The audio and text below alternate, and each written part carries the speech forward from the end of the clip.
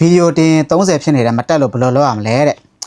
Okay အဲ့ဒါကိုကျွန်တော်အခုပြောပြပေးမယ်အချက်3ချက်နဲ့ကြိုက်ပြီးတင်ကြည့်ကြည့်လိုက်ပထမဆုံးအနေနဲ့ကကျတော့အချိန်ပေါ့နော်ကျွန်တော်တို့ဗီဒီယိုတင်ရမှာအချိန်ပေါ့ဥပမာနဲ့ပြောရမှာဆိုလို့ရှိရင်ကောင်လေးတယောက်ကကောင်လေးတယောက်ကိုပိုးနေတယ်ဆိုပါဆိုအဲ့ကောင်မလေးကိုအဲ့ကောင်လေးကအချိန်မှန်စကားတွေပြောမယ်အချိန်မှန်တွေ့နေရပြီဆိုလို့ရှိရင်ကြာလာတဲ့ညတိုင်အောင်စင်ညှိတွယ်ပြီးတော့အဲ့ကောင်မလေးနဲ့သူနေက easy quizy ဒုတိယအချက်ကကြတော့ video quality ကျွန်တော်တို့ရိုက်လိုက်တဲ့ဗီဒီယိုကကြီးကြီးလေးနဲ့ပြတ်ပြတ်သားသားရှိနေတယ်စကားပြောတဲ့အခါမှာလည်းအတန်ကကြီးကြီးလေးဖြစ်နေပြီဆိုလို့ရှိရင်အဲ့ဗီဒီယိုက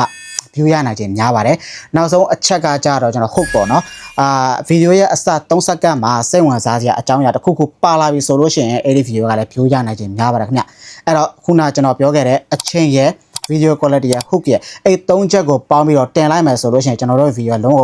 perfect ဖြစ်သွားပြီနော်ဗီဒီယိုရိုက်တဲ့အခါမှာဆိုလို့ရှိရင်လည်းခရီးသွားတဲ့ဗီဒီယိုပဲရိုက်တာပဲဖြစ်ဖြစ်အစားသောက်ဗီဒီယိုရိုက်တာပဲဖြစ်ဖြစ်